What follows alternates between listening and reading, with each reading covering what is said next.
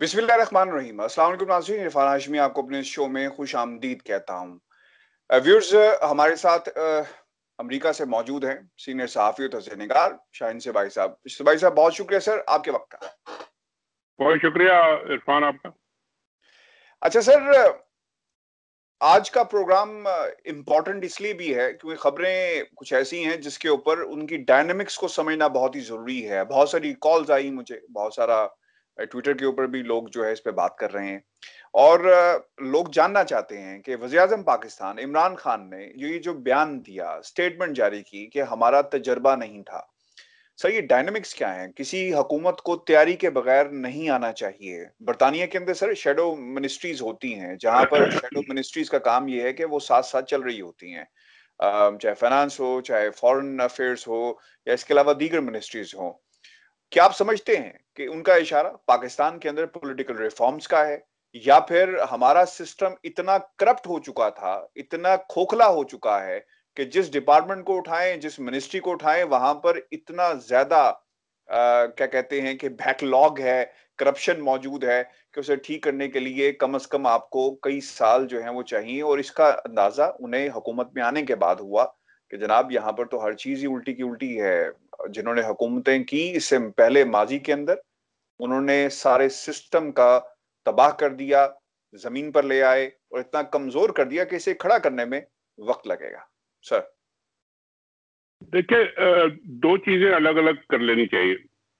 एक तो ये कि इमरान खान साहब जब इलेक्शन लड़ रहे थे और आ रहे थे, वो मैदान में आए और अपनी पार्टी बना के अब वो तैयार हुए, तो ही हैड एब्सोल्युटली नो आइडिया कि वो फौरन ही गवर्नमेंट में आ जाएंगे, वो गवर्नमेंट बनानी पड़ जाएगी उनको, या गवर्नमेंट अगर बनानी पड़ेगी भी तो उन्हें बिल्कुल ये तैयारी नहीं थी कि मैं आके तो वो फौरन ये सारे के सारे चीजें टेक ओवर कर लूंगा। बातें तो खैर पॉलिटिकली सारे करते हैं कि 200 दिन में ये कर देंगे और 100 दिन में ये कर देंगे, लेकिन बेसिकली, और दूसरी बात ये है कि he is a straightforward guy. वो जो बात जब करते हैं तो वो ऑनेस्टली जो उनके दिल में होती है वो बात कर देते हैं। ही डजंट केयर कि इसकी पॉलिटिकल रिपरकशंस क्या होंगे, या पॉलिटिकली करेक्ट में बात कर रहा हूँ या इनकरेक्ट कर रहा हूँ। अब शायद उनको ये अंदाजा हो गया है कि गवर्नमेंट में रहने के बाद, व्हेन ही सॉ कि ये गवर्नमेंट रन कैसे करती है, इतने ब्यूरोक्रेसी को कैसे हैंडल करते हैं, पुलिस को क्या करना है, हमने पॉलिटिकल पार्टीज को क्या करना है, गवर्नमेंट्स है, फाइनेंसेस है, दुनिया भर के, जब ये, और पूरी टीम भी उनके पास जाहिर है नहीं थी। उनको बिल्कुल ये कोई आइडिया नहीं था कि मैं गवर्नमेंट में आ रहा हूँ, शेडो गवर्नमेंट बना के वो बैठे हो, स्टडी कर रहे हो, या पहले से उन्होंने डिसाइड किया हो कि जी कौन क्या मिनिस्टर बनेगा और कैसे बनेगा, कौन सी मिनिस्ट्री चलाएगा। तो ये सब तैयारी तो उनकी नहीं थी, ये तो बिल्कुल ठीक है। ये तैयारी नहीं थी कि मैं आके गवर्नमेंट में फौरन टेक ओवर करके और फौरन में स्पीड अप एंड रनिंग हो जाऊंगा। मगर this is his first time and I think he is learning on the job, ये तो है। और अब उन्होंने, वो खुद भी कहते हैं कि जी 2 साल में मैंने बहुत कुछ सीख लिया है और मुझे अब अंदाजा हो गया है कि जी ये होता क्या है सारा सिस्टम। और जो आपने कहा कि जी सिस्टम इतना डिफॉर्म्ड हो गया था, डैमेज हो गया था, अंदर से गला सड़ा हो गया था, कि उसको आके चलाना और पूरी तरीके से चलाना, वो मेरा ख्याल है एक नए पॉलिटिशियन के लिए, जो कि बिल्कुल अभी अभी आया, उसके लिए मुश्किल काम था। अब वो मेरा ख्याल है थोड़े, he is learning the tricks and he has done things which are better than what he did before. तो ये उनका प्रॉब्लम है, और ये वो इस तरह की बातें करते हैं, फिर उनको जाहिर है उस पर क्रिटिसिज्म भी आता है। और मगर I don't think these things matter. I think ये लोगों में उनका जो एक ट्रस्ट का एलिमेंट है, वो ज्यादा इन्फोर्स होता है इससे। वही बात तो ठीक कह रहे हैं, बात जो सही थी वही कर रहे हैं, ये मतलब ये कोई झूठ नहीं बोल रहे, पॉलिटिक्स नहीं कर रहे हमारे साथ।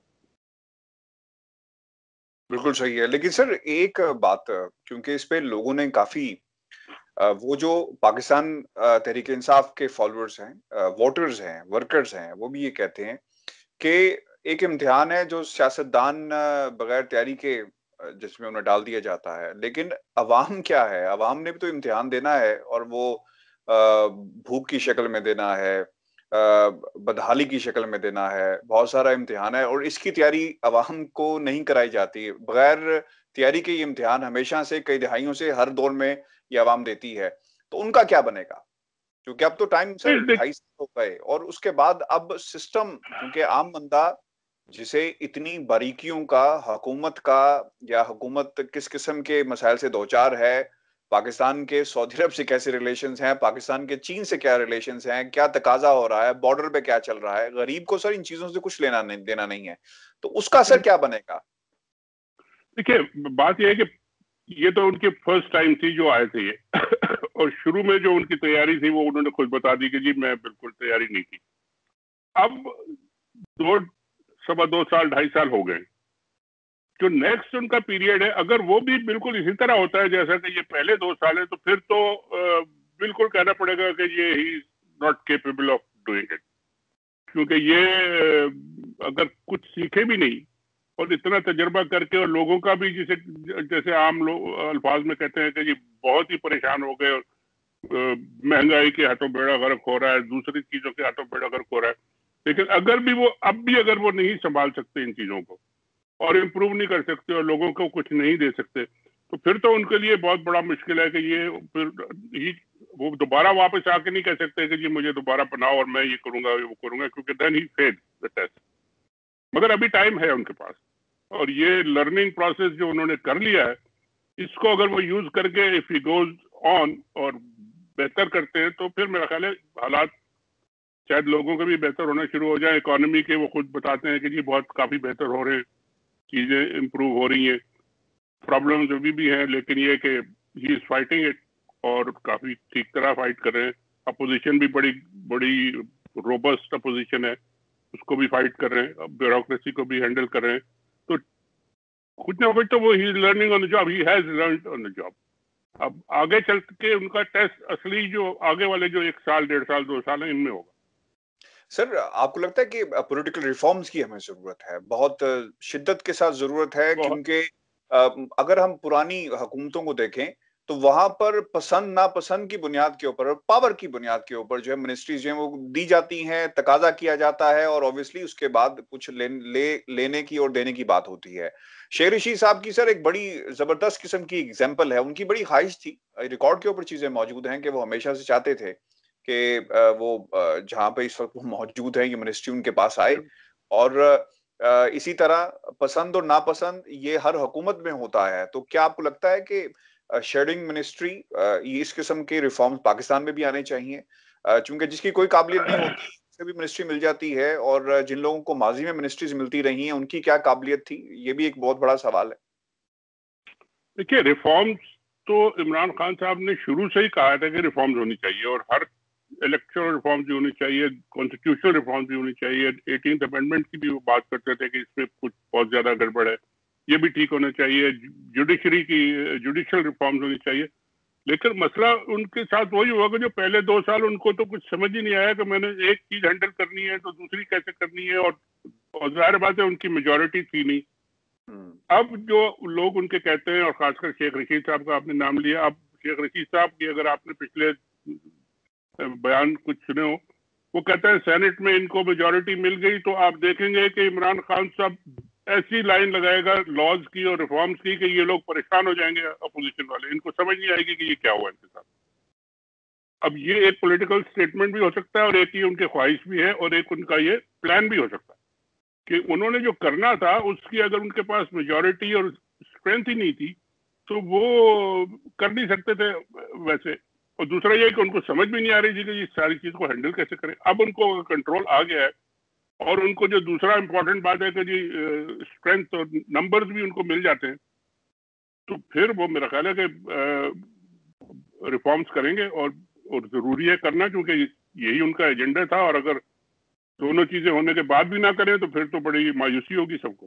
बिल्कुल सही कहा सर। टग ऑफ वॉर तो हमने सिंध की और वफाक की बिल्कुल एक देखी भी है और वहां पे जो सिचुएशन हुई वो भी पाकिस्तान के सियासी मंजरनामे पे मौजूद है।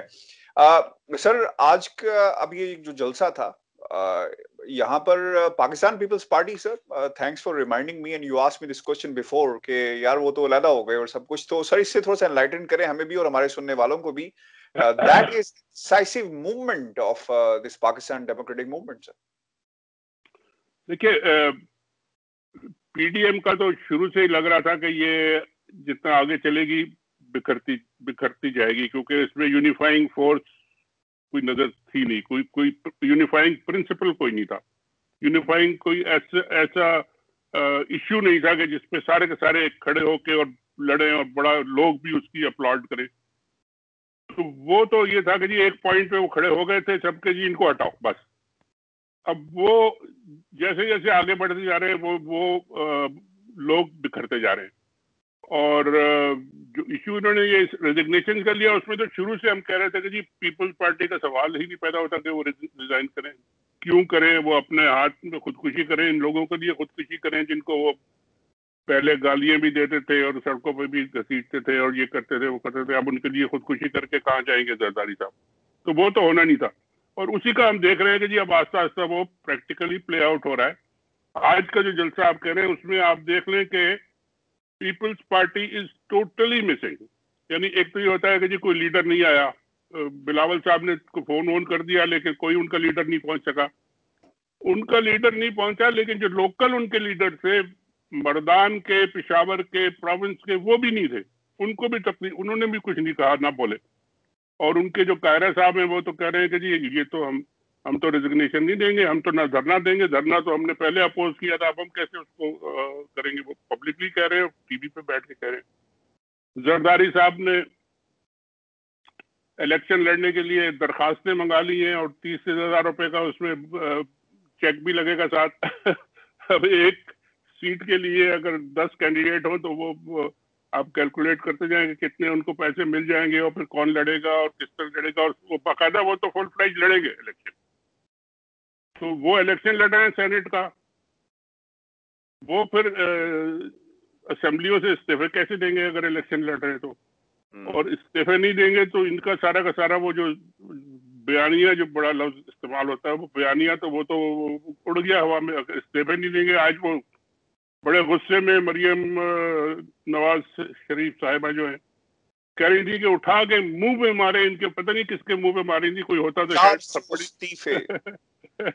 400 इस्तीफे मुंह पे मारे, किसके मुंह पे मारे भाई? वो तो आप अपने एक दूसरे की जेब में डाल रहे हैं, वो एक जेब से निकाल के दूसरी की जेब में इस्तीफे डाल रहे हैं, मुंह पे मारे तो वो कुछ पता चले कि किसके मुंह पे कैसे लगे.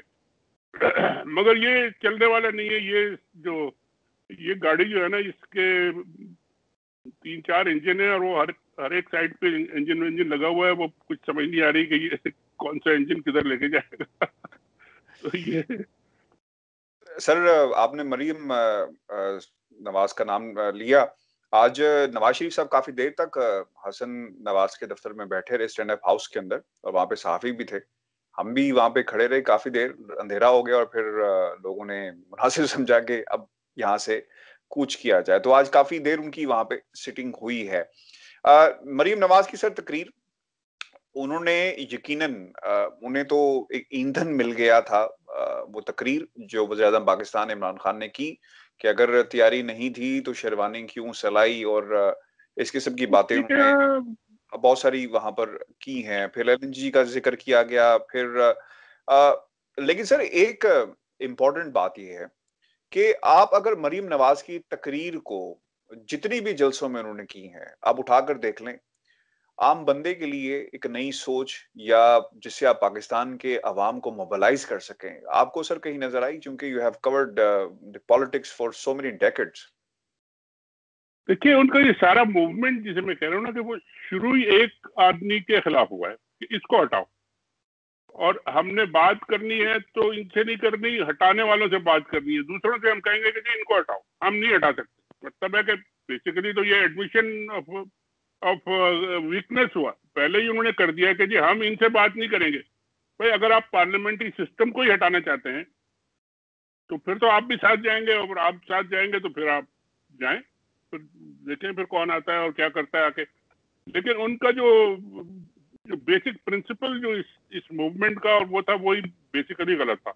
अगर आपने हटाना है तो आप पहले सारे जो आपके पास पार्लियामेंट के और डेमोक्रेसी के जो टूल्स अवेलेबल हैं उनको तो इस्तेमाल करें। पहले आप असेंबली के अंदर जाएं, जाके वहां नो कॉन्फिडेंस मोशन करें, उनके खिलाफ कोई बजट उनका फेल कर दें, कोई उनके खिलाफ लॉ पास करा दें। आप कुछ असेंबली के अंदर बैठ के करें कि ये सिस्टम का लगे कि जी सिस्टम में भी कुछ हो सकता है। अगर आपने कहना है कि जी सिलेक्टर्स उनको हटा दें तो वो तो अब साइड पे हो गए और वो तो कहते हैं कि जी हमारा तो कोई ताल्लुक नहीं है, अब आप जाने और ये जाने। तो अब मरियम साहिबा के पास सिर्फ एक रेटोरिक है कि वो गाली गलौज कर लें, बयानबाजी करें, लफाजी कर लें, ऑरेटरी कर लें, जितनी मर्जी अच्छी तकरीर कर लें, लेकिन बात वही है कि जी वो उनका एक बात पकड़ के तकरीर कर दी और लतीफा कोई बेसिक जी जी लतीफा कौन सा उन्होंने उन्होंने लतीफा भी सुनाया है।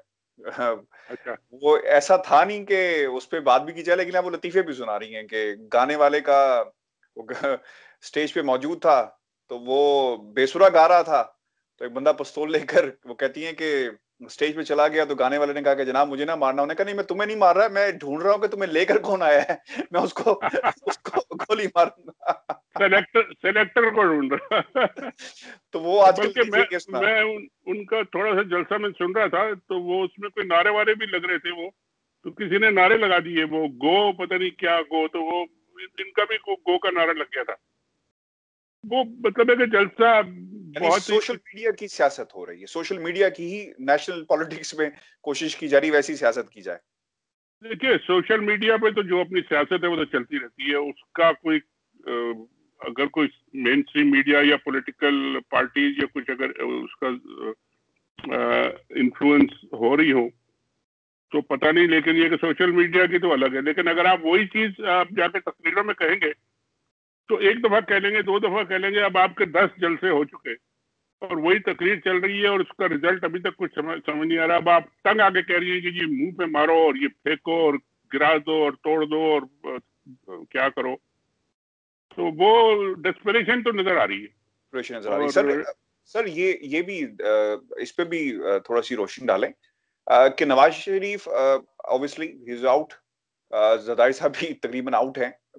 आप अगर पूरी क्यादत को देखें जमातों की, मरीम नवाज का वो तजर्बा नहीं है जो इमरान खान का तजर्बा है। 20 साल से ज्यादा की स्ट्रगल है सियासत के अंदर, एंड ऑब्वियसली गवर्नमेंट के अंदर नवाज शरीफ रहे, लेकिन मरीम नवाज खुद गवर्नमेंट में नहीं रही। बिलावल साहब पार्लियामेंट के अंदर मौजूद हैं और उनके लेफ्ट राइट के ऊपर जो अंकल्स मौजूद हैं उन्होंने उनकी ग्रूमिंग की, और शहरी रहमान को सारा क्रेडिट जाता है कि जिस तरह बिलावल की ग्रूमिंग होती रही है। आंटीज भी कहे ना साथ फिर आप। अच्छा, uncles and aunties and all that. तो सर उस हिसाब से तो अगर मैं ये कहूं कि पाकिस्तान की जो बागडोर है वो सही शख्स के पास है, क्योंकि 22 साल 20 साल की जो स्ट्रगल है उस हिसाब से जो मुखालफीन है उनका तो बिल्कुल भी तजर्बा नहीं है। देखिए ये तो सही है कि जरदारी साहब आप कह रहे हैं कि जी अलग हो गए, लेकिन जरदारी साहब अलग नहीं हुए। आप अभी मैंने जिक्र किया था कि उन्होंने अपने इलेक्शन के लिए एप्लीकेशन मंगवाई हैं और 30,000 रुपए का चेक भी आएगा उसके साथ। वो एप्लीकेशन बिलावल को नहीं जा रही, वो आ रही है जरदारी साहब को। जी जी जी, उन्होंने कहा ये एप्लीकेशन उनके नाम भेजी जाए और वो फिर फैसला करेंगे। तो वो बैकग्राउंड में तो है, लेकिन ही इन टोटल कंट्रोल और बिलावल साहब की ट्रेनिंग हो रही है और वो ठीक है। मरियम साहिबा का ये कि she has always remained in the corridors of power. उनके अब्बा जी, इनके चाचा जी, बाकी सब ये हुकूमत में ही कितने 85 से लेके तो अब तक चले आ रहे हैं। सर एंड इसी she has seen the other side. कुछ थोड़े बहुत पैचेस बीच में थे जब इनकी हुकूमतें हटाई गई, लेकिन ये कि तो इन्होंने गवर्नमेंट की साइड देखी है। ये बिलावल साहब ने बेनजीर के साथ स्ट्रगल की साइड देखी हुई है। गवर्नमेंट करने की जो एक्सपीरियंस है वो इन दोनों का नहीं है अभी, और इसी तरह इमरान खान साहब का भी नहीं था। अब इमरान खान साहब को एक मौका मिला है और वो बैठे हैं और वो कर रहे हैं। उनको मेरा ख्याल है he will learn more in these years. जैसा कि 20 साल की स्ट्रगल तो पॉलिटिकल स्ट्रगल थी, वो तो अपने आप को एक तैयार कर रहे थे, लेकिन अब तो वो he right in the middle of it. तो आई थिंक लेकिन सर एक और इम्पोर्टेंट बात भी है, यही वजह है कि जो कुछ हमारे जो सहाफ़ी दोस्त हैं, वो आजकल आर्टिकल्स भी इस तरह के लिख रहे हैं कि कुलसूम नवाज़ बनाम मरियम नवाज़ के तो जो सिचुएशन पेश की गई इस ना तजुर्बाकारी की वजह से। सर ये मेरा ख्याल है हमें आर्टिकल्स को डिस्कस पर्सनली लोगों के नहीं करना चाहिए। वो जो भी लाइन लेते हैं लें, मगर ये कि उनको भी ये ख्याल करना चाहिए कि अगर आप इतने सीनियर हैं और इतने आप रिस्पेक्टेबल हैं, और तो आप जो कुछ लिख रहे हैं उसको जरा आप बैलेंस करके लिखें। थोड़ा बहुत आप जो इल्यूजन्स एंड डिल्यूजन्स और उसमें ना पड़े कि जी आपको ऊपर से खत आ रहे हैं या नीचे से खत जा रहे हैं, वो ठीक है। सर एक तरीका है बात। तरीकाकार हो सकता है, लेकिन उसमें भी उन्होंने ना तजर्बाकारी का जिक्र किया है कि ये सियासत है, इसमें तहम्मुल से काम लेना चाहिए। ना तजर्बाकारी को वो बार-बार कह रहे हैं। लाहौर के वोटर का जिक्र हो रहा है कि ये वोटर जो है खाता-पीता वोटर है, तो बाहर नहीं निकलेगा। मेरा ख्याल है वो अगर ये उन्होंने किया है तो बेहतर ही किया है कि वो ना तर्जमाकारी मरियम साहिबा की ना तर्जमाकारी का ही जिक्र कर रहे होंगे कि जी आपने कुछ काम ठीक नहीं किया, अगर आप अपना काम ठीक से करें और कुछ थोड़ा कोशिश करें सीखने की। अगर ये मैसेज था उनका तो मेरा ख्याल है चले ठीक है, ये अच्छा मैसेज है। अच्छा सर, आखिर में हाफिज हुसैन अहमद साहब, फजल रहमान और नवाज शरीफ से मुतल्लिक जो आपने शायद वो बयान सुना होगा जो उन्होंने दिया, और वो ये कहते हैं कि फजल रहमान जिस असेंबली को जाली कहते थे वहां से सदारती इलेक्शन लड़ा, इनके बेटे भी वहीं मौजूद हैं, इस्तीफा क्यों नहीं देते। और दूसरी तरफ उन्होंने ये भी कहा कि आज़ादी मार्च के दौरान चौधरी शुजात के साथ जिन चंद लोगों से मिले थे, वो सिर्फ इतना ही बता दें कि वो लोग कौन थे जिनसे मिले थे, या जिन्होंने ये कहा था कि मार्च तक इमरान खान को निकाल देंगे। एक तरफ इस्तीफे और दूसरी तरफ कहते हैं ये सेनेट इलेक्शन नहीं लड़ेंगे। तो सर ये तो इनकी पार्टी के अंदर भी सर ये जमहूरियत वाले बड़े मसाइल हैं, और वहां पे भी आपको डिक्टेटरशिप नजर आती है, और जिसका लोग बरमला जिक्र भी कर रहे हैं। नहीं, मेरा ख्याल है ये जो नया रोल फजल रहमान साहब ने लिया था ना पीडीएम की क़यादत तो प्रेसिडेंट चीफ बन के, और उन्होंने पूरे मुल्क में एक हंगामा खड़ा किया, वो अपनी पार्टी के अंदर वो बाउंस जिसे कहते हैं ना बाउंस बैक हो गया है, या वो बैकलैश इसका आ गया है कि अपनी पार्टी के लोग अब उनसे, और काफी डैमेज उनको हो गया बलूचिस्तान में तो काफी हो गया। और मैं एक बात कह दूं आपको कि अगर सेनेट के इलेक्शन तो हो रहे हैं और होंगे, क्योंकि सब लड़ने को तैयार हैं। नून लीग भी लड़ेगी क्योंकि उनके भी कितनी सेनेटर्स पंजाब से उनको मिलना है। कुछ लोग तैयारी कर रहे हैं कि जी हम सेनेटर बनेंगे, हमारा भी नंबर है। बलूचिस्तान में इनके कुछ जेयूआई के मेंबर्स है, शायद उनको भी एक सीट या 2 सीटें मिल जाएं, तो वो सब लड़ेंगे और लेंगे सीटें, कोई छोड़ेगा कोई सीट नहीं। और ये अब जो गवर्नमेंट ने एक जो मूव किया है कि जी सुप्रीम कोर्ट को ये भेज दिया है ये सेनेट के इलेक्शंस का शो ऑफ हैंड्स के ऊपर एक एडवाइस या डिसीजन के लिए। जैसे ये डिसीजन आएगा, ये सारा का सारा पॉलिटिकल फोकस सेनेट इलेक्शन पे चला जाएगा। हर आदमी फिर दौड़ रहा होगा कि जी मैंने किस टिकट लेना है, मैंने इलेक्शन लड़ना है, कहाँ से लड़ना है, कौन कौन से मेरे वोटर्स हैं, कितने पैसे मुझे चाहिए, कितने में मुझे वोट खरीदना है, किससे खरीदना है, क्या होगा, ये सारा हर जगह शुरू हो जाएगा। और ये इनका जो जलसे जुलूसों का मसला है ये फेड आउट हो जाएगा। तो ये कोई इसका मुस्तकबिल इनका कोई अच्छा नहीं है ये अब सेनेट का इलेक्शन लड़ने। बल्कि आज तो एक साहब कोई कह रहे थे, राना सनाउल्लाह साहब कह रहे थे, मुझे उन्हीं का जिक्र मैं करने लगा था जी।